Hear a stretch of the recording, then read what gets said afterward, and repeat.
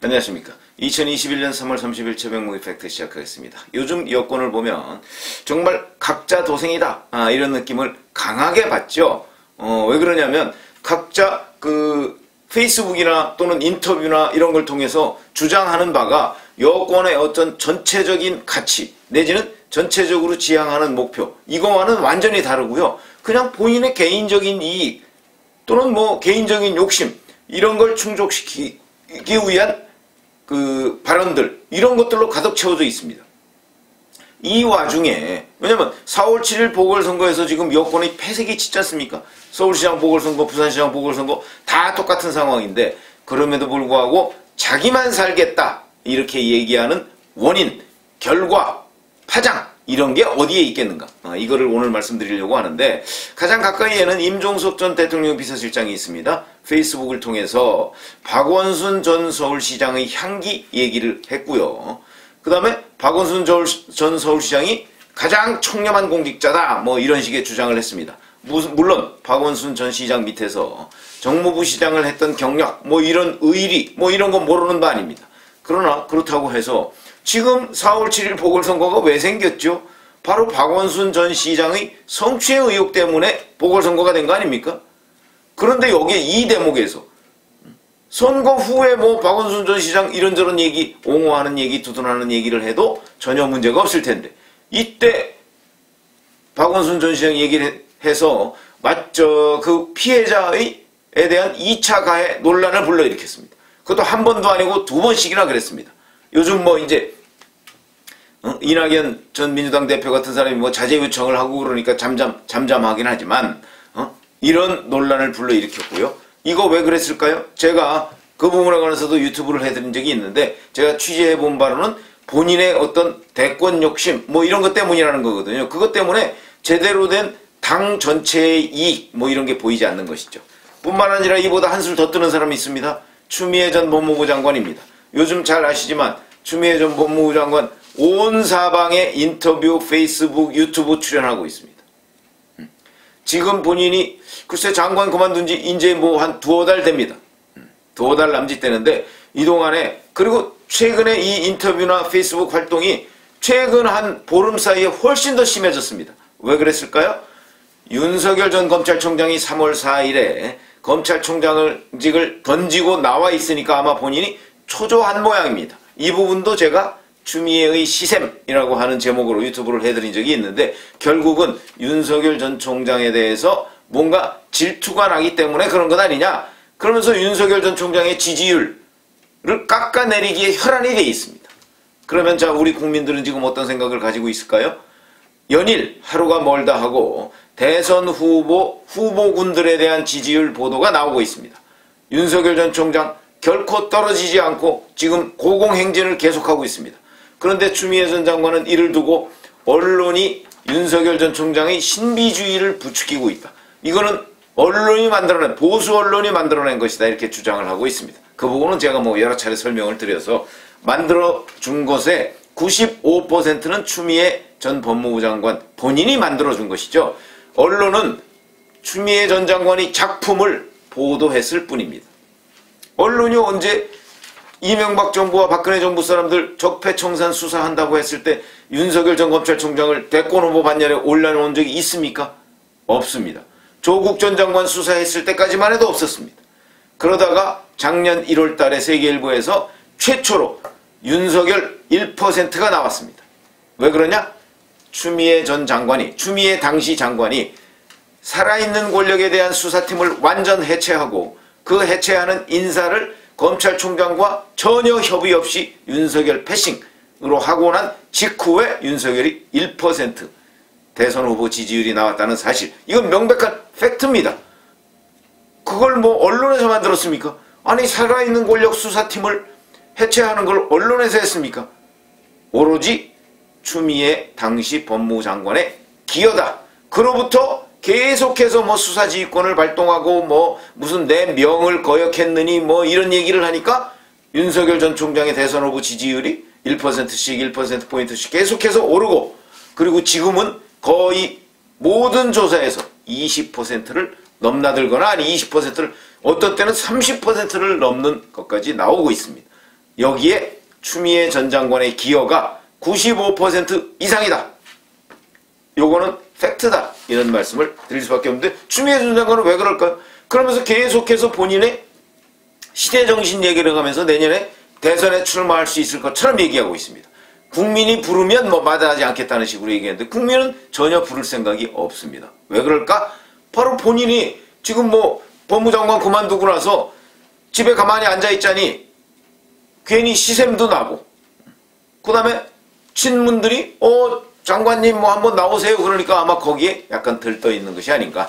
그래서 4월 보궐선거에서 민주당이 뭐 이기느냐 마느냐에는 별 관심 없고 오로지 본인의 정치적 미래에만 관심이 있어서 국민적 공감대와는 완전히 동떨어진 얘기를 하는 국민 밉상이 됐다. 이렇게 평가를 하는 것이 오히려 맞다. 저는 못 나올 거로 보거든요. 지금 저렇게 그냥 군부를 떼다 마는 건데 4월 보궐선거를 앞두고 이렇게 군부를 뗄 필요가 있을까? 이 얘기는 제 말이 아니고 여권 내부에서 나오고 있습니다. 이것도 각자 도생의 한 가지다. 이렇게 얘기를 할 수가 있겠죠. 자, 그 다음에 이것만 있는 거 아닙니다. 정청래 의원 얼마 전에 그런 얘기 했었죠. 문재인 대통령 레임덕 얘기 나오니까 그 레임덕 문제 오불관원이다. 난 별 관심 없다는 식으로 얘기했습니다. 문 대통령은 임기 1년 남았지만 우리는 3년 남았다. 이 얼마나 오만방자한 얘기로 여권에서 받아들이겠습니까? 이제 선거 끝났다 이거지. 이런 식의 반응이 여권 내에서 나오고 있다. 이런 것이야말로 각자 도생이다. 그러니까 이제 더 이상 문 대통령 볼 일 없다. 뭐 이런 거 아니겠습니까?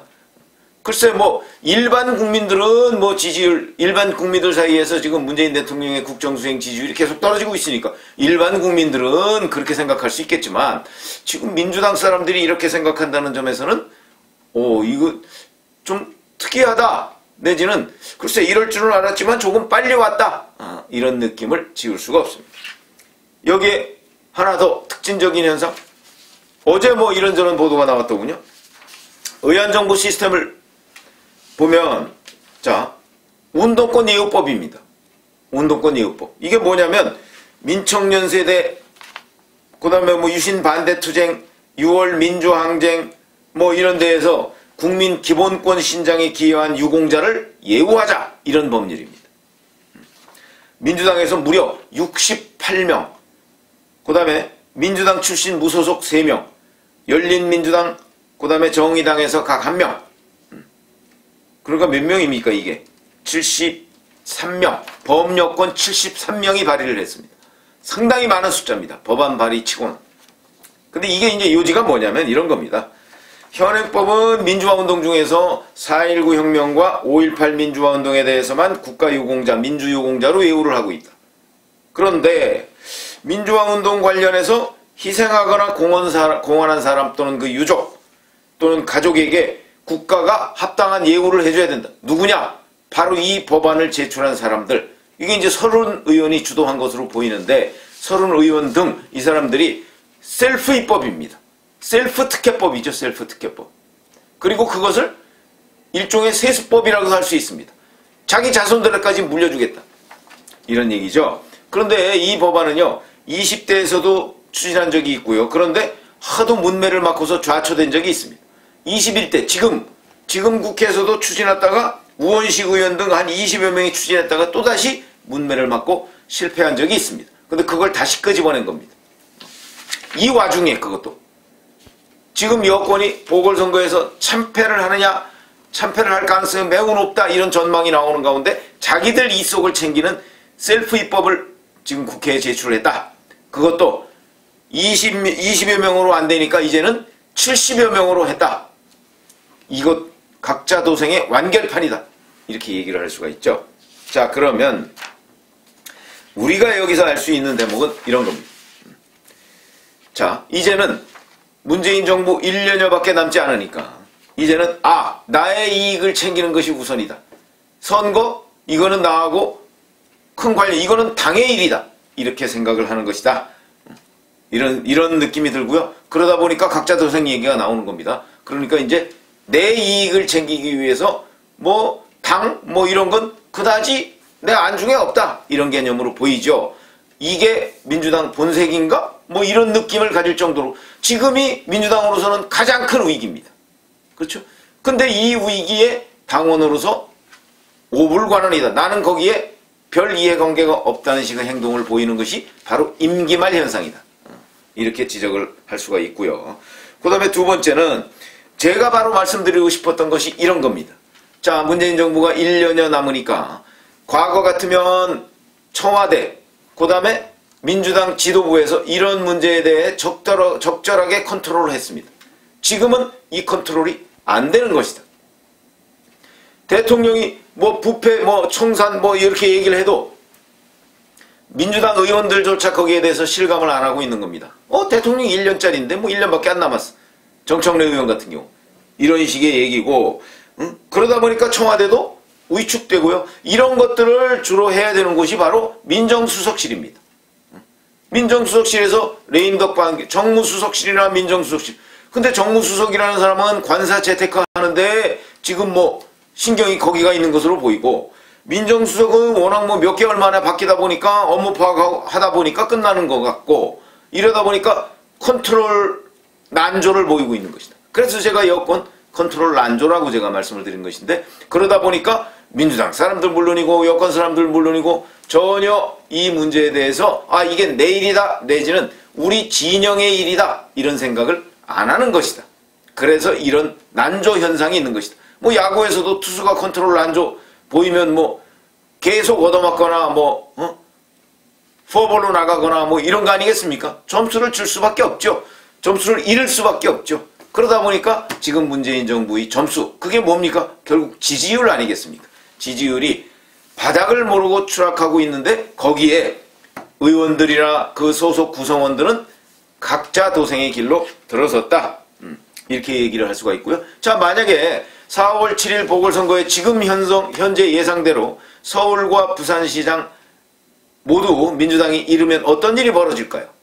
이렇게 되면 이 컨트롤 난조가 드디어는 이제 뭐 거의 그 투수 강판까지 갈 상황, 이런 상황까지 치달을 수밖에 없다. 그러면 무슨 얘기냐? 그 다음부터는 여권의 컨트롤 타워 자체가 붕괴될 가능성이 매우 많다는 것이죠. 그것이 국민의힘에는 오히려 도움이 될 것인가? 저는 꼭 그렇게 보지도 않습니다. 그래서 이 부분을 예의주시해서 봐야 됩니다. 왜냐하면 여권의 컨트롤 타워가 붕괴되지 않습니까? 그러면 국민의힘은 일시적으로 좋아지겠죠? 이러면 다시 또 국민의힘이 분열될 가능성도 있습니다.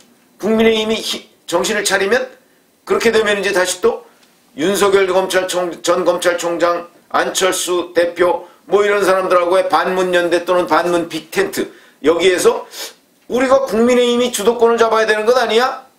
라는 얘기가 그 당 내부에서 나올 수가 있다. 이런 차원에서 본다면 정치라는 게 한쪽이 승하면 한쪽은 뭐 완전히 망할 것 같아도 또 망하다 보면 또 다시 부활하고 뭐 이런 것들이 정치입니다.